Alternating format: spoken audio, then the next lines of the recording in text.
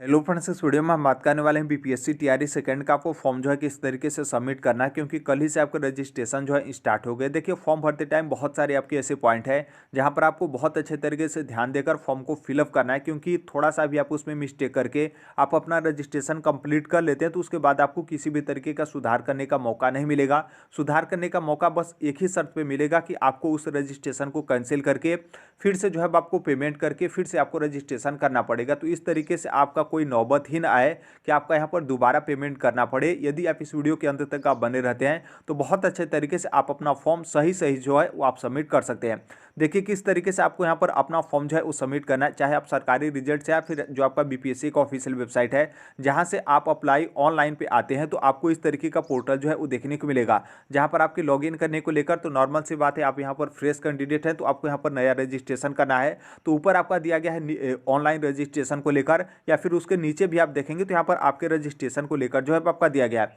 आप यहाँ पर जस्ट बगल में थोड़ा सा स्क्रॉल करेंगे तो यहाँ पर आपका अप्लाई ऑनलाइन दिया गया है। जैसे आप यहाँ पर क्लिक करेंगे तो आपका आगे का पोर्टल जो है वो देखने को मिलेगा कि कैसे आपको फॉर्म जो है फिलअप करना है। देखिए, एक ही पेज में जो आपका पोर्टल है, एक ही पेज में आप लोग का यहाँ पर रजिस्ट्रेशन फाइनल जो है कंप्लीट हो जाएगा। आप यहाँ पर देखेंगे नाम को लेकर, तो देखिए जो आपका नाम हो या फिर जो आपके फादर नेम है या फिर जो आपके मदर नेम है या फिर जो आपका डेट ऑफ बर्थ होता है वो आपका 10th के अकॉर्डिंग होता है, मतलब जो आपके 10वीं के डॉक्यूमेंट्स में होगा वही आपको फिलअप करना है। आधार कार्ड या फिर कुछ अन्य आपके डॉक्यूमेंट्स है उसको लेकर आप यहाँ पर जो है फिलअप मत करिएगा। आई होप इसे जो है वो आप समझ गए होंगे। फिर यहाँ पर आपके आईडी को लेकर, तो आईडी में देखिए 3 आपके आईडी दिए गए हैं, चाहे आप आधार कार्ड या फिर पैन कार्ड या फिर डीएल जो है आपको लगाना है। यदि आप आधार कार्ड के अलावा आधार कार्ड आप नहीं लगाकर यदि पैन कार्ड या फिर डीएल लगा देते हैं तो आपको 200 रुपये और जो है आपको यहाँ पर एक्स्ट्रा जो है आपका पे करना पड़ेगा, मतलब जितना आपका फीस लगेगा उतना लगेगा, प्लस उसके अलावा यहाँ पर आपका 200 रुपये और जो है आपका लगेगा। लेकिन आप यहाँ पर पूरा ध्यान दीजिएगा कि बीपीएससी टीआरई 2 का फॉर्म सबमिट करने जा रहे हैं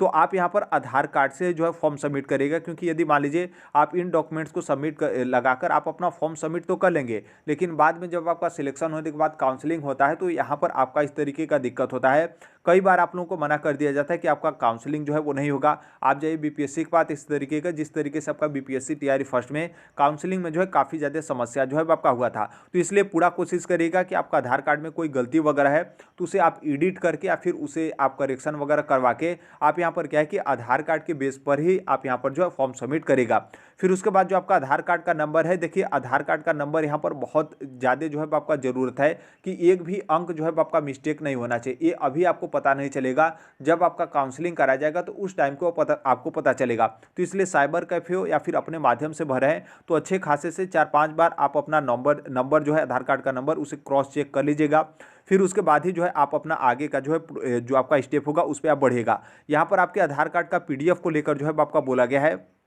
तो देखिए, जब यहाँ पर पीडीएफ अपलोड करेंगे तो आपको दोनों साइड का पीडीएफ जो है आपको अपलोड करना है। ऐसा नहीं कि आप यहाँ पर एक साइड का पीडीएफ अपलोड करके आप यहाँ पर काम जो है वो चला लिए। आगे आप यहाँ पर देखेंगे तो जो आपके सिटीजनशिप है उसको लेकर तो नॉर्मल सी बात है, यहाँ पर भारतीय हैं, आपको यहाँ पर यस करना है। क्या आप बिहार के मतलब बिहार के आप क्या मूल निवासी हैं, तो यदि आप होंगे तो यस करिएगा, यदि आप नहीं होंगे तो यहाँ पर नो करेंगे। जैसे आप नो करेंगे तो यहाँ पर जो आपका रिजर्वेशन वाला है और रिजर्वेशन में कौन सा श्रेणी ये आपका ऑटोमेटिक जो है हाइड हो जाएगा, मतलब आप इसमें कुछ भी नहीं कर सकते हैं। लेकिन आप यदि यहाँ पर बिहार के मूल निवासी में आप यदि यहाँ पर यस करते हैं तो आपको निवास प्रमाण पत्र जो कि उसका प्रमाण पत्र संख्या, इशू डेट और पीडीएफ अपलोड करना पड़ेगा। और फिर उसके बाद आपको यहाँ पर रिजर्व कैटेगरी जो है वो देखने को मिलेगा। यदि आप यहाँ पर रिजर्व कैटेगरी में होंगे तो यस करके आप यहाँ पर कौन से कैटेगरी में है वो आप यहाँ पर सिलेक्ट करके इसका जो है आपको फिलअप करके पीडीएफ जो है आपको अपलोड करना पड़ेगा। यदि आप रिजर्व कैटेगरी में आप यहाँ पर नो करेंगे और बिहार के मूल निवासी हैं तो आप यहाँ पर यस करके निवास प्रमाण पत्र और जो आपका आरक्षण वाला श्रेणी है उसमें आप यहाँ पर नो करेंगे तो ये जो आपका कॉलम है आपका कॉलम ऑटोमेटिक जो है आपका हाइड हो जाएगा। यहाँ तक आपका क्लियर हो गया। फिर उसके बाद यहाँ पर आप देखेंगे तो मैरिड अनमैरिड में आप कर लेंगे। मेल फीमेल में अच्छे तरीके से आप ध्यान दीजिएगा, क्योंकि बहुत सारे कैंडिडेट होते हैं उनसे इस तरीके का मिस्टेक हो ही जाता है कि मेल रहते हैं फीमेल हो जाता है, फीमेल रहते हैं मेल हो जाता है। तो इसलिए इस बात को ध्यान रखना है, क्योंकि आपको सुधार करने का कोई मौका जो है आपका नहीं दिया जा रहा है। फिर उसके बाद आगे जो है वो आपका फ्रीडम फाइटर को लेकर, तो यदि आप फ्रीडम फाइटर का रिजर्वेशन आप लेना चाहते हो तो यस नो आप अपने स्तर से कर लीजिएगा। फिर आप यहाँ पर देखेंगे दिव्यांगता श्रेणी को लेकर, तो आप यहाँ पर यदि दिव्यांगता श्रेणी में है तो आप यहाँ पर यस करके कौन सा कैटेगरी आप यहाँ पर आप अपना कैटेगरी जो है उसे सिलेक्ट कर सकते हैं। देखिए जो अदर स्टेट के अभ्यर्थी हैं आपको भी यहाँ पर दिव्यांगता श्रेणी में यस जो है करना है। जैसे आप यहाँ पर बहुत सारे अभ्यर्थी बोलते हैं कि नहीं आप यहाँ पर बिहार के मूल निवासी में आप यदि यहाँ पर नो करेंगे कि नहीं हम बिहार के रहने वाले नहीं हैं, तो जो आपका दिव्यांगता वाला है वो आपका हाइड हो जाता है। तो देखिए दिव्यांगता वाला आपका हाइड नहीं होता है, बल्कि जो आपका रिजर्वेशन वाला कैटेगरी होता है ये आपका ऑटोमेटिक जो है आपका हाइड होता है। जैसे आप यहाँ पर देखेंगे, यहाँ पर हम क्या किए हैं, क्या आप बिहार के मूल निवासी हैं, तो हम यहाँ पर किए हैं नो, लेकिन नो किए हैं उसके बाद भी आप यहाँ पर देखेंगे तो जो आपका दिव्यांगता वाला श्रेणी है आप यहाँ पर देख सकते हैं हमको यस करने का मौका मिला। कौन सा दिव्यांगता श्रेणी में है, हमें जो है यहाँ पर सिलेक्ट करने का मौका जो है वो दिया गया। तो जो अदर स्टेट के अभ्यर्थी हैं आप भी दिव्यांगता का जो है पूरा यहाँ पर भरपूर जो है आप यहाँ पर मतलब लाभ एक तरीके से कर सकते हैं। तो आप यहाँ पर जिस भी दिव्यांगता श्रेणी से हैं आपको यहाँ पर सिलेक्ट करना है। दिव्यांगता का जो आपका सर्टिफिकेट बना होगा, सर्टिफिकेट नंबर आपको लिखना है, नहीं होगा तो आपको यहाँ पर या नए इस तरीके से जो है वो लिख देना है। इशू डेट की किस डेट को आप लोगों का दिव्यांगता का सर्टिफिकेट बना, फिर यहाँ पर चिकित्सालय का नाम कि कहाँ से कौन से चिकित्सालय से आप अपना जो दिव्यांगता वाला सर्टिफिकेट है वो आप यहाँ पर बनवाए हैं। यदि उस चिकित्सालय का नाम नहीं होगा तो उसमें आपको अदर या फिर ईटीसी जो है आपको इस तरीके का देखने को मिलेगा, तो उसको आप यहाँ पर सिलेक्ट करके आपका जो दिव्यांगता वाला सर्टिफिकेट है उसे आप यहाँ पर नीचे जो है अपलोड कर दीजिएगा। क्लियर अपलोड करिएगा, थोड़ा बहुत भी धुंधला वगैरह ना हो, क्योंकि इससे जो है आपका काफ़ी ज़्यादा आगे दिक्कत होता है। फिर उसके बाद यहाँ पर यस नो यस करते हुए आप यहाँ पर आगे के स्टेज में जो है वो चले जाइएगा। आगे के स्टेज में जाएंगे तो यहाँ पर आप देख सकते हैं जहाँ पर आपका दिया गया कि do you concessional fee. Concessional fee का मतलब होता है रियायत, क्या आप यहाँ पर छूट में मतलब जो आपका फीस है उसमें यहाँ पर छूट पाना चाहते हैं। तो यदि आप यहाँ पर यस करेंगे तो आपका 200 रुपये लगेगा, यदि आप यहाँ पर नो करेंगे तो 750 रुपये लगेगा। जहाँ पर आप देखेंगे SC ST और दिव्यांगता और यहाँ पर फीमेल दिया गया है, तो क्या इसका मतलब अदर स्टेट की फीमेल भी यहाँ पर यस करेंगी, तो देखिए आप यहाँ पर कर ही नहीं पाएंगी, क्योंकि जैसे आपने ऊपर देखा था, आप यदि वहाँ पर जो आपका ऑप्शन था कि क्या आप बिहार के मूल निवासी हैं, तो यदि आप उसमें नो करेंगे तो ये जो आपका कंसेशनल फ़ी वाला यहाँ पर जो आपका फिलअप करने का ऑप्शन है ये आपका ऑटोमेटिक जो है आपका हट जाएगा। तो फिर यहाँ पर सोचेंगे कि हमने आपका ऊपर नो किया था तो फिर यहाँ पर कैसे आ गया। तो आपने देखा था कि बीच में हमने क्या किया था कि दिव्यांगता वाले श्रेणी पे यस किया था, तो इसलिए हम यहाँ पर दिव्यांगता वाले श्रेणी पे यस किए थे, तो इस तरीके का आपका कंसेशनल फ़ी का ऑप्शन जो है वो दिया गया। तो अब यहाँ पर जो अदर स्टेट के दिव्यांग अभ्यर्थी होंगे, आप लोग सोचे कि हम तो वहाँ पर दिव्यांगता का हर एक डॉक्यूमेंट्स लगा दिए, तो क्या यहाँ पर हमको यस करना पड़ेगा। तो देखिए आप यहाँ पर यस मत करिएगा, बाकी आपको लगता है कि नहीं हमें यस करके 200 रुपये पेमेंट करना है तो आप अपने इच्छानुसार जो है कर लीजिएगा। क्योंकि देखिए यहाँ पर भले ही जो दिव्यांगता अभ्यर्थी हैं आप लोग को यहाँ पर यस करके 200 रुपये आपका लगेगा, लेकिन जो आपका मेन नोटिफिकेशन है जिसमें आपके कंसेशनल फ़ी को लेकर दिया गया है, तो उसमें आपका बोला गया है कि आप बिहार के अस्थायी निवासी होने चाहिए। इसका मतलब यह है कि आप निवास प्रमाण पत्र लगाते हैं, उसके बाद ही यहाँ पर क्या है कि आप कंसेशनल फ़ी में यस करके फीस का जो है आप यहाँ पर छूट पा सकते हैं। तो इसलिए जब यहाँ पर अदर स्टेट के अभ्यर्थी हैं, भले आप यहाँ पर दिव्यांगता कैटेगरी में हैं, तो यहाँ पर क्या है कि आपके पास बिहार का मूल निवास प्रमाण पत्र नहीं होगा, तो इसलिए आप यहाँ पर नो करिएगा। नो करने के बाद आपको 750 रुपये पे जो है करना पड़ेगा। अब यहाँ पर सोचेंगे कि जब हम बिहार के मूल निवासी हैं ही नहीं, तो फिर यहाँ पर दिव्यांगता मतलब हमें सेलेक्ट करने से क्या फ़ायदा, और फीस भी जो है आपका 750 रुपये पे करना पड़ा है। तो देखिए यहाँ पर इस तरीके से होता है कि जैसे आप अपना दिव्यांगता का आप डिटेल डॉक्यूमेंट्स आप सबमिट किए हैं, तो जैसे मान लीजिए फ्रेश जो कैंडिडेट हैं उससे आप लोगों का अधिक नंबर, मतलब उससे फ्रेश कैंडिडेट से आप लोगों का जो दिव्यांगता अभ्यर्थी हैं आप लोगों का कम नंबर है, भले ही आप यहाँ पर अदर स्टेट के अभ्यर्थी हैं। कुछ यहाँ पर राज्य सरकार के पास अपने तरफ से जो है आपके प्रावधान होते हैं, जिसमें प्राथमिकता आप लोगों को दिया जाता है कि कम नंबर के बाद भी आप लोगों का सिलेक्शन जो है आपका कर लिया जाए। बाकी यदि मान लीजिए जो दिव्यांगता अभ्यर्थी हैं उन लोग का कोई सीट बचा है फिर कोई इस तरीके का है, और यदि राज्य सरकार की तरफ से दिया जाता है कि जो अदर स्टेट के दिव्यांग अभ्यर्थी हैं उनको भी यहाँ पर रिलैक्सेशन दिया जाए, तो आप लोगों का सिलेक्शन जो है इस तरीके से हो जाता है। तो यहाँ पर आप यदि दिव्यांग अभ्यर्थी हैं तो बिल्कुल आप अपना दिव्यांगता का जो है डिटेल जो है वो जरूर सबमिट करिएगा। फिर उसके बाद एक्स सर्विस जो आपका एक्स सर्विसमैन को दिया गया है, तो नॉर्मल सी बात है आप यहाँ पर यस नो जो है आपको यहाँ पर करना है। फिर उसके बाद देखिए यहाँ पर जो आपके पंचायती राज संस्था एवं जो आपके नगर निकाय संस्थागत जो आपके नियुक्त एवं कार्यरत शिक्षक है उनको लेकर बोला गया कि आपको यस या फिर नो करना है। तो देखिए आप यहाँ पर यस करेंगे तो आपको NOC या फिर आप यहाँ पर देखेंगे जो आपके कुछ यहाँ पर डिटेल जो है आपके दिए गए हैं। तो इसलिए जो ऑलरेडी वहाँ पर टीचर होंगे और आप टीचर होंगे तो आपको पता होगा, तो आप यहाँ पर यस करते हुए आप अपना यहाँ पर डिटेल जो है वो सबमिट कर दीजिएगा। बाकी जो अभी बीपीएससी टीआरई फर्स्ट में जो लोग नियुक्त हुए हैं, तो आप लोगों का डाउट है कि हम लोग यहाँ पर एनओसी वगैरह कैसे लगाएं, कैसे फॉर्म सबमिट करें। तो देखिए जो आपके फ्रेश कैंडिडेट है उसी तरीके से आप लोग को फॉर्म जो है वो सबमिट करना है, क्योंकि यदि बीच में मान लीजिए कोई उस तरीके का बदलाव आता है तो हम बता देंगे, लेकिन अभी की आप मानेंगे तो आप फ्रेश नए कैंडिडेट की तरह आप लोग को यहाँ पर फॉर्म जो है वो सबमिट करना है, क्योंकि आप लोग को अभी अस्थाई नियुक्ति पत्र जो है वो आपका नहीं दिया गया है। फिर यहाँ से आपका हो गया, फिर उसके नीचे आप जस्ट आएंगे उसी वाले पेज में, आप यहाँ पर नीचे आएंगे तो आपके यहाँ पर जो आपका क्वालिफिकेशन है उसको लेकर जो है वो आपका दिया रहेगा। देखिए जब जैसे आप यहाँ पर नीचे आएंगे, जहाँ पर आपने देखा था कि पिछले वाले पेज में हमने यहाँ तक जो है आपका बात कर लिया, उसके नीचे आप यहाँ पर देखेंगे तो आपका यहाँ पर इस तरीके का जो है आपका दिया रहेगा। यहाँ पर हम थोड़ा सा नीचे आते हैं, हाँ इस तरीके से, जैसे यहाँ पर आपका लिखा गया कि क्या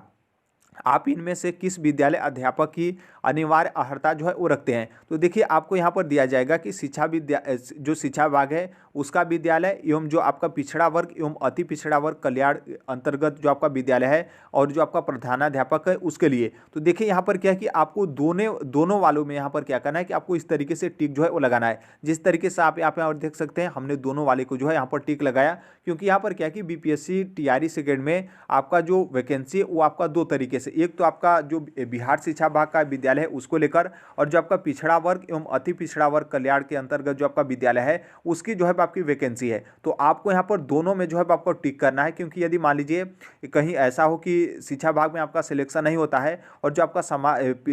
पिछड़ा वर्ग एवं अति पिछड़ा वर्ग कल्याण के अंतर्गत जो आपका विद्यालय है उसमें आपका सिलेक्शन हो जाता है, तो भी आपको यहाँ पर बेनिफिट जो है आपका मिलेगा, जो कि इसको लेकर आप यदि दोनों को सेलेक्ट करते हैं तो कोई आपको एक्स्ट्रा पे या फिर कोई आपका अलग अलग आपका पेपर नहीं होगा, पेपर भी आपका सेम होगा, जो भी क्वालिफिकेशन होगा सेम होगा, और जो आपके कट ऑफ वगैरह रहेंगे हर एक चीज़ आपका जो है मतलब सेम ही आपका जो है वो रहेगा। तो इसलिए दोनों को जो है आपको सिलेक्ट करना है। इसमें आप कंफ्यूज मत होइएगा कि हम शिक्षा विभाग वाले स्कूल को दें या फिर जो आपका पिछड़ा वर्ग कल्याण वाला है इस वाले स्कूल को दें। फिर आपके मन में डाउट होगा कि हम इसे दे देंगे तो ये वाला आपका हाइड हो जाएगा, तो ऐसा बिल्कुल नहीं। आप यहाँ पर देख सकते हैं दोनों को हम यहाँ पर एक ही साथ जो है वो हम यहाँ पर क्लिक किया है। और यदि मान लीजिए आप यहाँ पर पिछड़ा वर्ग का जो विद्यालय उसमें आप क्लिक नहीं करते हैं तो इसमें जो है आपको किसी भी तरीके का आरक्षण जो है वो नहीं मिलेगा। तो इसलिए आपको इस बात को ध्यान रखना है, दोनों वाले में आपको यहाँ पर टिक जो है वो करना है। फिर उसके बाद यहाँ पर देखेंगे जहाँ पर आपके क्वालिफिकेशन को लेकर जो है आपका दिया गया है, तो आप यहाँ पर देखेंगे तो जो आपका क्वालिफिकेशन है इसमें आपका एक ही जो आपका 6 to 8 का क्वालिफिकेशन है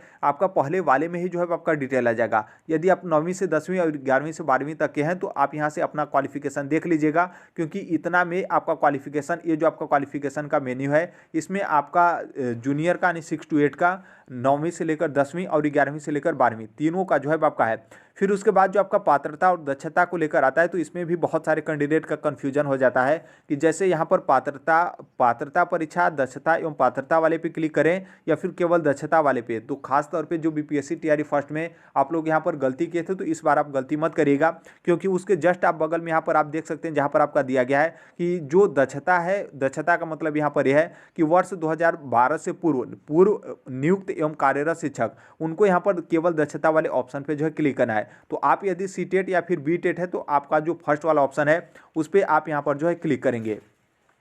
फिर उसके बाद यहाँ पर आप आगे देखेंगे तो जैसे आप वहाँ पर आपने क्लिक कर दिया पात्रता वाले पे, और नॉर्मल सी बात है पात्रता वाले पे क्लिक करेंगे तो आपको तीनों ऑप्शन जो है वो देखने को मिलेगा, क्योंकि पात्रता तो आपका इंटर जो आपका हाई स्कूल है उसमें भी होता है और जो आपका इंटर है उसमें भी होता है, जो कि आपका एसटीटी और पेपर 1 और एसटीटी पेपर सेकेंड। तो आपको यहाँ पर क्या है कि जो आपका सीटेट पेपर 1 और सीटेट पेपर सेकेंड है इस पर आप जैसे क्लिक करेंगे तो जैसे आप यहाँ पर क्लिक करेंगे तो इसका मतलब साफ है कि सीटेट का आप यहाँ पर डिटेल सबमिट करें तो आपका यहाँ पर कौन सा जो क्वालिफिकेशन है वो आपका क्वालिफिकेशन रहेगा 6 to 8 के लिए, तो ऑटोमेटिक ये जो आपका नीचे वाला कॉलम है ये आपका हाइड हो जाएगा और जो आपका ऊपर वाला कॉलम है वो आपका यहाँ पर जो है वो आपका ओपन रहेगा। तो यहाँ से आपका क्लियर हो गया। बाकी आप यहाँ पर देखेंगे तो जो आपका 9वीं से 10वीं के लिए आप यहाँ पर शिक्षक होंगे तो आपको यहाँ पर ये जो आपका कॉलम दिया गया इसमें आपको क्लिक करना है। फिर उसके बाद यहाँ पर आपका जो एसटीटी है उसको लेकर आपका दिया गया तो आप यहाँ से जो है वो समझ लीजिएगा। फिर उसी तरीके से 11वीं से 12वीं तक के लिए है तो उसके बगल में जो आपके यहाँ पर आपकी क्वालिफिकेशन दिया गया कि कौन से विषय के आप यहाँ पर टीचर हैं, तो इसमें इस वाले ऑप्शन से जो है आपको यहाँ पर सेलेक्ट जो है कर लेना है। बाकी केवल आप 6 to 8 के टीचर हैं तो आप यहाँ पर सीटेट पेपर 2 वाला जो ऑप्शन है इसको आप सेलेक्ट करेंगे। फिर उसके बाद यहाँ पर आपका ऊपर जो आपका दिया गया है जिसमें आपका बीएड वगैरह इस तरीके से दिया गया है, डिप्लोमा वगैरह, तो आप इस पर टिक करके आप यहाँ पर आगे जो है बढ़ जाएंगे। आगे आप यहाँ पर बढ़ेंगे तो जो आपका सीटेट पेपर 2 आप किए थे तो उसका यहाँ पर आपको डिटेल जो है आपको सबमिट करना है, जिसमें आपका यहाँ पर सर्टिफिकेट नंबर आपको डालना है। देखिए यहाँ पर क्या है कि सीटेट का सर्टिफिकेट नंबर आपका नहीं होता है, तो बहुत सारे कैंडिडेट यहाँ पर सीटेट का जो आपका मार्कशीट का सीरियल नंबर होता है वो आप डाल देते हैं या फिर आप रोल नंबर डाल देते हैं। तो देखिए यहाँ पर ओरिजिनल देखेंगे तो यहाँ पर सीटेट का सर्टिफिकेट बोला गया है और आपके पास सर्टिफिकेट नंबर नहीं है, तो इस तरीके से आपको NA इस तरीके से जो है आपको लिखना है, जो कि टीआरई फर्स्ट में बीपीएससी के चेयरमैन की तरफ से इस तरीके का बोला भी गया था। और आपका यहाँ पर दिया गया इशू डेट, तो इशू डेट में बहुत सारे अभ्यर्थी जो आपका डिजिटल सिग्नेचर वाले बीच में आपका एक डेट दिया रहता है तो उसको बहुत सारे कैंडिडेट भर देते हैं, या फिर जो आपका एग्जाम डेट दिया रहता है उसको भर देते हैं। तो देखिए ये आपका इशू डेट नहीं है, बल्कि जो आपका बार कोड होगा, बार कोड के नीचे, बार कोड के ऊपर जो है आपका डेट दिया रहेगा, तो वही आपका इशू डेट है, जो कि आप उसे आसानी से जो है भर सकते हैं। फिर उसके बाद आपको यहाँ पर अपलोड करना है। तो देखिए इसमें भी बहुत सारे अभ्यर्थी क्या करते हैं कि सीटेट का मार्कशीट जो है अपलोड कर देते हैं, तो मार्कशीट आपको अपलोड नहीं करना है। आप यहाँ पर जस्ट बगल में देखेंगे तो यहाँ पर आपका सर्टिफिकेट बोला गया कि सर्टिफिकेट आपको यहाँ पर अपलोड करना है। अब यहाँ पर आप लोग सोचेंगे कि जो यहाँ पर जनरल कैटेगरी की फीमेल है उनको यहाँ पर सीटेट में 82 नंबर, तो नॉर्मल सी बात है उनका यहाँ पर सर्टिफिकेट सीबीएसई की तरफ से नहीं जारी किया जाएगा। और जो SC ST और दिव्यांगता होते हैं जो कि बीपीएससी टीआरई में जूनियर में 75 नंबर उनका है, तो वो यहाँ पर आप एलिजिबल हैं, तो आपका भी यहाँ पर सीबीएसई की तरफ से मार्कशीट जो सर्टिफिकेट वो आपका जारी नहीं किया जाएगा। तो नॉर्मल सी बात है आप सभी लोगों का मार्कशीट जो है वो जारी किया जाता है, तो ऐसी कंडीशन में आप लोगों को यहाँ पर मार्कशीट जो है अपलोड करना है। तो मेरे कहने का मतलब आप समझ गए हैं कि आपके पास सर्टिफिकेट है तो मार्कशीट आपको अपलोड नहीं करना है, सर्टिफिकेट ही आपको जो है अपलोड करना है। बाकी नॉर्मल सी बात है जिनके पास सर्टिफिकेट है ही नहीं तो आप मार्कशीट अपलोड कर सकते हैं, कोई दिक्कत यहाँ पर जो है आपका नहीं होगा। फिर आगे आप यहाँ पर देखेंगे जो कि हमने पहले ही बता दिया था कि ये जो आपका विद्यालय वाला है, दोनों वाले विद्यालय को आपको जो है क्लिक करना है। एक तो आपका समाज जो आपका पिछड़ा वर्ग, अति पिछड़ा वर्ग कल्याण के अंतर्गत जो आपका विद्यालय है उसमें भी, और जो आपका शिक्षा विभाग के अंतर्गत विद्यालय है उसमें भी, दोनों पे आपको जो है क्लिक करना है। फिर उसके बाद आप यहाँ पर देखेंगे जहाँ पर आपके क्वालिफाइंग पेपर को लेकर बोला गया है, जो कि आप सभी लोग को पता है कि पार्ट 1 में जो आपका क्वालिफाइंग पेपर है जो कि 30 नंबर का जो है आपका होगा, जिसमें से आपका 8 नंबर इंग्लिश कंपलसरी रहेगा, और जो आपका 22 नंबर है 22 नंबर में से आपको यहाँ पर भाषा जो है उसे ले करना है। जैसे आप यहाँ पर बगल वाले पे देखेंगे तो इस पर आप जैसे क्लिक करेंगे तो आपको 3 भाषा देखने को मिलेगा, हिंदी, उर्दू और बांग्ला। तो इन तीनों में से आपको कोई एक जो है उसे सिलेक्ट करना है। यदि मान लीजिए आप यहाँ पर उर्दू के टीचर हैं और आपको यहाँ पर लगता है कि नहीं हम यहाँ पर हिंदी जो है वो यहाँ पर हम क्वालिफाइंग वाले पेपर में करना चाहते हैं, तो बिल्कुल आप यहाँ पर कर सकते हैं, क्योंकि ये आपके लिए बिल्कुल यहाँ पर स्वतंत्रता दिया गया है। आप यहाँ पर इसमें से कोई एक जो है आप सिलेक्ट कर सकते हैं, ऐसा नहीं कि आप जिस विषय के टीचर हैं सिर्फ उसी को आपको सिलेक्ट करना है। तो आप यदि हिंदी अच्छा जानते हैं, आप यहाँ पर चाहते हैं कि हम भले उर्दू के टीचर हैं हम यहाँ पर हिंदी सेलेक्ट करें, तो आप कर सकते हैं। या फिर आपको लगता है कि नहीं हम यहाँ पर क्या है कि जो आपका उर्दू का सीट है उस तरीके से कम दिया गया, हम यहाँ पर सामान्य विषय के टीचर बनेंगे, तो हमें यहाँ पर क्या हिंदी कंपलसरी है, तो ऐसा भी नहीं है। आप यहाँ पर उर्दू करना चाहते हैं तो उर्दू यहाँ पर कर सकते हैं, कोई दिक्कत नहीं है। उसी तरीके से आपका बांग्ला, तीनों जो है आपका रहेगा। फिर उसके बाद आप यहाँ पर देखेंगे नीचे आपको डेट ऑफ बर्थ जो है वो दिखाई देगा। जैसे आप यहाँ पर डेट ऑफ बर्थ पे आप यहाँ पर क्लिक करेंगे तो फिर जो आपका आगे का पोर्टल है इस तरीके का जो है आपको देखने को मिलेगा। जैसे ऊपर आपने देखा था कि आपने ऊपर 6 to 8 का जो क्वालिफिकेशन था उसको आपने डिटेल सबमिट किया था, तो यहाँ पर जैसे आप डेट ऑफ बर्थ सेलेक्ट करेंगे तो आप यहाँ पर देखेंगे जो कि दोनों हमने ऊपर जो है क्लिक किया था। एक तो आपका एजुकेशन डिपार्टमेंट मतलब शिक्षा विभाग की तरफ से जो स्कूल है वो वाला, और जो आपका अति पिछड़ा वर्ग और जो आपका पिछड़ा वर्ग कल्याण के अंतर्गत जो आपका विद्यालय है दोनों आपका आएगा। और उसके बगल में यहाँ पर आपका सब्जेक्ट जो है वो दिया गया है, तो दोनों में सब्जेक्ट आपका सेम इसी तरीके से जो है आपका रहेगा, क्योंकि दोनों की वैकेंसी एक ही साथ आपकी मर्ज करके जो है वो की जा रही है। तो आप यहाँ पर देखेंगे यहाँ पर आपका टोटल 5-6 आपका विषय रहेगा, जिसमें आपका हिंदी रहेगा, इंग्लिश रहेगा, मैथ और साइंस रहेगा, उर्दू रहेगा, संस्कृत रहेगा, और यहाँ पर SST आपका रहेगा। और उसी तरीके से दूसरे वाले में क्लिक करेंगे तो दूसरे वाले में भी आपका इतना ही रहेगा। तो जिस विषय के आप टीचर हैं, हिंदी, अंग्रेजी, मैथ और साइंस और उर्दू या फिर संस्कृत या फिर SST, तो इसमें से कोई आपको एक जो है वो सिलेक्ट करना है। दोनों में जो है आपको एक ही सिलेक्ट करना है, ऐसा नहीं कि आप इसमें कुछ और सिलेक्ट कर दिए, इसमें आप कुछ और सिलेक्ट कर दिए, क्योंकि नॉर्मल सी बात है 6 to 8 के लिए आप टीचर बने तो दोनों में क्वालिफिकेशन आपका एक ही होना चाहिए। बस आपके 2 अलग अलग विद्यालय हैं, बाकी जो आपका एग्जाम वगैरह पैटर्न वगैरह या फिर पेपर वगैरह हर एक चीज़ आपका सेम जो है आपका रहेगा। फिर उसके बाद आप यहाँ पर एड्रेस जो है वो देख सकते हैं, तो जो भी यहाँ पर आपका अस्थाई और अस्थाई निवास है आप यहाँ से जो है आसानी से जो है भर सकते हैं, कोई यहाँ पर दिक्कत जो है आपका नहीं है। फिर उसके बाद आप यहाँ पर देखेंगे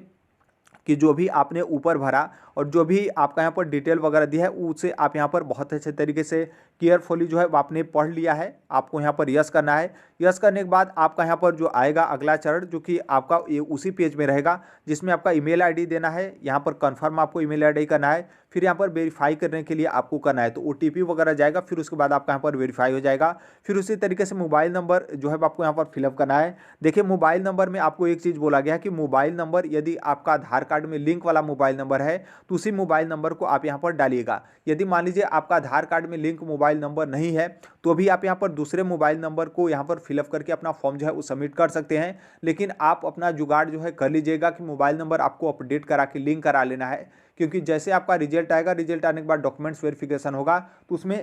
आप सभी लोग को पता है कि ओटीपी जो है वो चाहिए होता है। तो इसलिए हम यहाँ पर बोल रहे हैं कि आपका यदि एक ही मोबाइल नंबर है तो आपको ज़्यादा यहाँ पर दिक्कत नहीं होगा। फॉर्म भरने वाला में भी वही आपका मोबाइल नंबर हो गया और आधार कार्ड में भी आपका वही मोबाइल नंबर हो गया। बाकी दूसरे मोबाइल नंबर से अभी फॉर्म फिलअप कर सकते हैं, लेकिन वेरिफिकेशन के टाइम पर आपका ओटीपी वाला यहाँ पर प्रोसेस आपका कंप्लीट होना चाहिए। आप अपना ओटीपी भेजेंगे जो आपका मोबाइल नंबर है, फिर उसके बाद यहाँ पर आपका ओटीपी आएगा जो कोड, उसके माध्यम से कैप्चा फिलअप करने के बाद यहाँ पर फाइनल जो है वो सबमिट कर लेंगे। देखिए आप फाइनल सबमिट करेंगे उसके पहले आप एक बार अपने फॉर्म को जो है क्रॉस चेक कर लीजिएगा, क्योंकि यहाँ पर क्या है कि जो आपका आगे का प्रोसेस होगा वो यहाँ पर आपका पेमेंट करने वाला जो है आपका प्रोसेस होगा। तो आप यहाँ पर देखेंगे जैसे आप वहाँ पर फाइनल सबमिट करेंगे तो आपको इस तरीके का जो है वो आपको ऑप्शन जो है वो देखने को मिलेगा, जिसमें आपका यहाँ पर डिटेल रहेगा, जो आपके नाम वगैरह किस तरीके से क्या है, कैटेगरी वगैरह हर एक चीज़ आपका रहेगा। फिर उसके बाद आप यहाँ पर देखेंगे तो आपका शुल्क वगैरह रहेगा। फिर उसके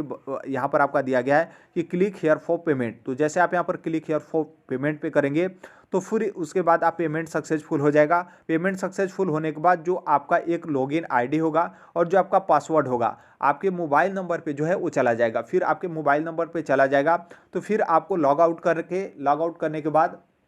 जो आपका पोर्टल होगा, जो आपने स्टार्टिंग में देखा था कि जहां से आप अपना फॉर्म सबमिट करते थे, आप यहां पर हम दिखा दे रहे हैं। तो आपका जब मोबाइल नंबर जो आपका मोबाइल नंबर होगा उस पर आपका यूजर नेम और जो आपका पासवर्ड है वो आपका यहां पर चला जाएगा। तो फिर यहां से आप क्या करना है कि अब यहां से आपको लॉगिन करना है। जैसे आप यहां पर लॉगिन करेंगे तो जो आपका आगे वाला स्टेज है आप यहां पर देख सकते हैं, इस तरीके का जो है आपको डिटेल जो है वो देखने को मिलेगा, जो कि यहाँ पर आपका नाम, father name, mobile number, email ID, कौन सा क्वालिफिकेशन है वगैरह हर एक चीज़ आपको यहाँ पर देखने को मिलेगा। उसके बगल में आपका रजिस्ट्रेशन का डेट, पेमेंट डेट आपको देखने को मिलेगा। लेकिन आप यहाँ पर देखेंगे तो यहाँ पर आपका बस इतना ही जो है आपका दिखाई देगा, क्योंकि आपने बीपीएससी टीआरई सेकंड का नोटिफिकेशन पढ़ा होगा तो उसमें आपका बोला गया था कि पहले आप लोग को यहाँ पर रजिस्ट्रेशन के साथ आप लोग को पेमेंट जो है करना है। अभी आपका फाइनल यहाँ पर फॉर्म जो है कंप्लीट सबमिट नहीं हुआ, क्योंकि अभी तो आपने बीएड का डिटेल नहीं डाला। जो आपका बीएड के अलावा जैसे मान लीजिए आपका डीएलएड वगैरह हो उसका आपने डिटेल नहीं डाला, 10वीं का डिटेल नहीं डाला, इसके अलावा भी बहुत सारे आपके क्वालिफिकेशन है, एक्स्ट्रा क्वालिफिकेशन है, वो सब आप अभी जो है वो डिटेल नहीं डाले। तो आपको यहाँ पर क्या है कि जैसे ये जो आपका पोर्टल है, डैशबोर्ड जो आपका है, यहाँ पर आपका फॉर्म जो है वो सबमिट करने का और जो है आपका ऑप्शन आएगा, जो कि ये आपका ऑप्शन 10 नवंबर 2023 से 25 नवंबर 2023 तक रहेगा। तो इसलिए आपने नोटिफिकेशन में पढ़ा था जिसमें आपका बोला गया था कि क्या किया जाएगा कि आपका 5 तारीख से लेकर 14 तारीख तक आप यहाँ पर रजिस्ट्रेशन करके आप अपना पेमेंट कर सकते हैं, और 17 तारीख तक आप लोग का पेमेंट करने का जो है लास्ट डेट है, जो कि 14 तारीख के बाद यदि पेमेंट करते हैं 17 तारीख तक तो आपको पेनाल्टी यानी जो आपका विलंब शुल्क है वो भी यहाँ पर जो है आपका लगेगा। तो इसलिए सबसे पहले यहाँ पर आपको रजिस्ट्रेशन करके पेमेंट करना है। फिर उसके बाद जो अब आपका 10 नवंबर आएगा तो 10 नवंबर से जो आपका फॉर्म का आगे का प्रोसेस है ये यहाँ से जो है आपका स्टार्ट हो जाएगा। तो आई होप यहाँ से जो है आपका क्लियर हो गया। तो देखिए इसी तरीके से आपका फॉर्म जो है वो सबमिट करना है। बाकी इसके अलावा भी आपको लगे कि नहीं हमारा कोई त्रुटि या फिर कोई मतलब हमें डाउट है तो कमेंट जो है आप यहाँ पर बिल्कुल जो है कर सकते हैं। लेकिन नॉर्मल सी बात है, आप यदि अच्छे तरीके से आप अपने से फॉर्म सबमिट करें, देखिए जो कोई भी साइबर कैफ़े हो, मुझे पता है कि बहुत अच्छे लोग होते हैं साइबर कैफ़े वाले, बहुत सारे अच्छे भी होते हैं, लेकिन आप सभी लोग को पता है कि मैक्सिमम जो गलती किया जाता है वो आपके साइबर कैफ़े के माध्यम से जो है किया जाता है। तो यदि आप अपना यहाँ पर फॉर्म सबमिट करने जा रहे हैं तो कोई ना कोई वीडियो या फिर यदि इस वीडियो को आप देख कर जाएंगे तो नॉर्मल सी बात है थोड़ा सा भी आप मिस्टेक जो है वो नहीं करेंगे। और यदि आप मान लीजिए आप स्टेप वाइज हर एक जो आपका फॉर्म का डिटेल है उसे आप पढ़ते हुए फॉर्म सबमिट करेंगे तो भी आपका वहाँ पर जो है आपका गलती नहीं होगा। तो इसलिए बहुत छोटा सा जो है आपका स्टेप है जिसमें आपका अभी जो आपका रजिस्ट्रेशन करने वाला प्रोसेस है, तो इसमें आप वहां पर बैठकर अपना रजिस्ट्रेशन कराएंगे या फिर आप अपने माध्यम से रजिस्ट्रेशन कराएंगे, तो यहाँ पर पूरा विश्वास है कि किसी भी तरीके का आपका दिक्कत नहीं है। क्योंकि थोड़ा सा भी आप अपने इस फॉर्म में मिस्टेक करते हैं तो आपको किसी भी तरीके का सुधार करने का मौका जो है वो आपका नहीं दिया जाएगा। सुधार करने का मौका आपका एक ही है कि आपको इस फॉर्म को जो है कैंसिल करना पड़ेगा। फिर कैंसिल करने के बाद जो आपका ये मोबाइल नंबर होगा, ये आपका ईमेल आईडी होगा, इसी मेल आईडी और मोबाइल नंबर से आपको दोबारा जो है रजिस्ट्रेशन करना पड़ेगा, जो कि दोबारा रजिस्ट्रेशन आप करेंगे तो आपको फिर से जो है पेमेंट करना पड़ेगा। तो इसलिए बहुत सारे अभ्यर्थी इस तरीके का गलती करते हैं, तो बहुत अच्छे तरीके से आप फॉर्म जो है वो सबमिट करेगा ताकि आपका किसी भी तरीके का त्रुटि या फिर मिस्टेक वगैरह जो है वो ना हो। पूरा यहाँ पर जो है वो हेल्प यहाँ पर जो है किया जाएगा। तो अभी के लिए यही अपडेट है, बाकी जैसे भी जो कोई भी अपडेट होगा उसे हम शेयर कर देंगे। मिलते हैं अगले नेक्स्ट वीडियो में, तब तक के लिए thank you, bye bye, take care, all the best, thank you for listening, God